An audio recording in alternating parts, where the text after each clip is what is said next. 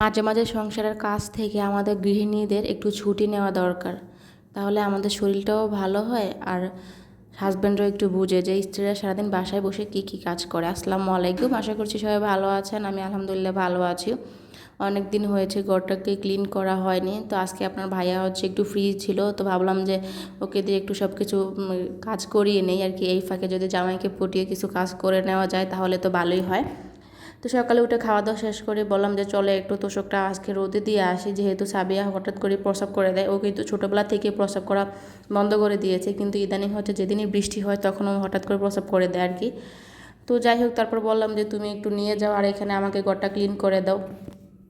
আসলে সারাদিন সংসারের জন্য যে কোনো কাজ যদি কোনো মেয়েরা করে, তারপরেও কিছু মানুষ বলবে যে আপনি সংসারে কী কাজ করেছেন, সংসারে কোনো কাজ নেই, সংসারে কী কাজ, খালি রান্না বান্না, ঘুমানো আর খাওয়া দাওয়া।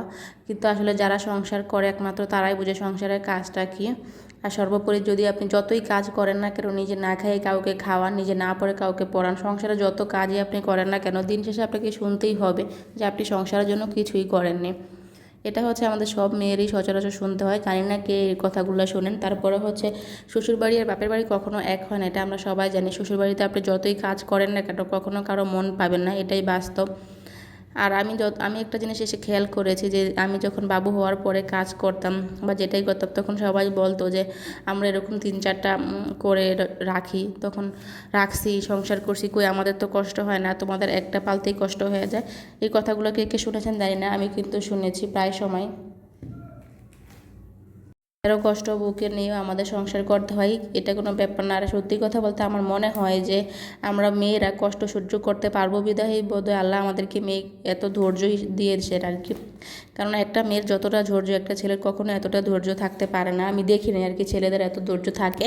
তো যাই হোক, আজকে আমি হাজব্যান্ডকে বললাম তুমি সব কাজ করে, আর ঘরে অনেকটা ধুলোবালু জমে গিয়েছে। তার কারণ যে সাহেবের বাবা বাসায়ও ছিল না, আর আমরা যেহেতু এই জানালার কাছে আর রাস্তার কাছে আমাদের জানালাটা প্রচুর, জানালা খুললেই দেখা যায় যে অনেক ধুলিবালি উড়ে আসে। এজন্যই এত ময়লা হয়ে গেছে। তো ভাবলাম যে ওকে দিয়ে একটু সব কিছু পরিষ্কার করিয়ে নেই।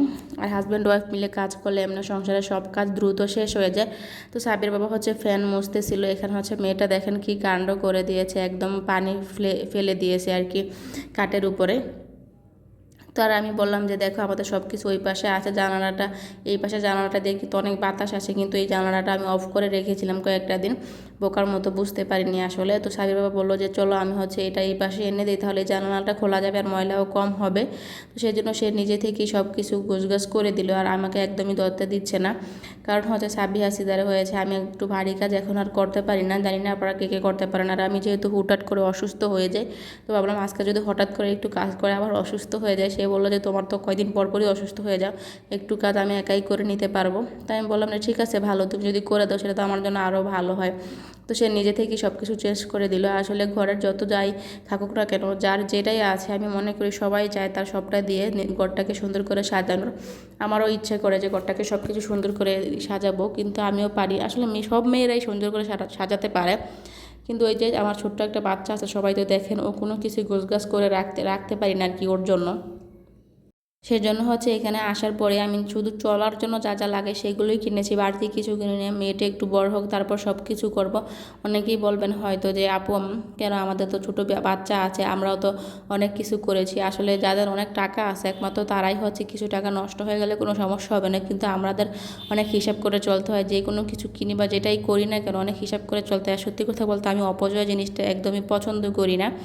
তো যাই হোক, কে কীভাবে নেবেন জানি না, এটা যার যার ব্যাপার। আর আমার সংসারের হিসাবটা আমি বুঝি আর কি। আমার মনে হয় যে আমি যত অপচয় কম করব তত আমার জন্য ভালো। আর আমার মেয়েটাকে যদি আমি অপচয় শেখাই, সে বড় হয়ে সেটাই করবে। তো আপনার ভাইয়া সব কিছু গোছগাছ করে দিয়েছিল, আর আমি শুধু ঘরটাকে একটু মুছে নিয়েছিলাম। আর আজকে আমি কিচেনটাকে পরিষ্কার করে নিয়েছি, সেটার ভিডিও করিনি। তার কারণ বরাবর আমি আপনাদেরকে কিচেন কীভাবে ক্লিন করি দেখিয়েছিলাম, সেজন্য আর আজকে করলাম না। তো এই তো ঘর মোছার পরে বিছানার চাদরটা বিছিয়ে দিলাম আর কি। কী আর কষ্টের কথা বলবো, যখন ছাদে একটু তোষকটা রোদে দিয়েছিলাম, তার কিছুক্ষণ পরে দেখি ঝিরিঝিরি বৃষ্টি, সেজন্য আগেই তোষকটা নিয়ে আসছি। তো আনার পরে এই তো আমি রুমটাকে গুছিয়ে নিয়েছি। কেমন হয়েছে অবশ্যই আপনারা জানাবেন। আর আমার ওই রুমটা এখনও গোছানো হয়নি, কারণ আমরা খুব শীঘ্রই এখান থেকে চলে যাব, সেজন্য আর ওই রুমের কোনো কিছু আপনাদেরকে দেখালাম না। তো যাই হোক, পরে যদি কখনো কোথাও যাই ওই রুমটার ডেকোরেশন অবশ্যই আপনাদের সাথে দেখাবো, কীভাবে কী কিনবো না কিনবো। তো বিকালবেলা হচ্ছে খাওয়া দাওয়া করে ঘুমিয়েছিলাম। অবশ্যই দুপুরে একটা ঘুম সবাই দেয়, জানি না কার কার অভ্যাস। আমার দুপুরে ঘুমানোর অনেকটা অভ্যাস, ঘুম না আসলে আমার মাথা ব্যথা করে। তো ঘুম থেকে ওঠার পরে বললাম যে কিছু আর আজকে বানাতে পারবো না, অনেক কাজ করেছি, খুব খারাপ লাগতেছে।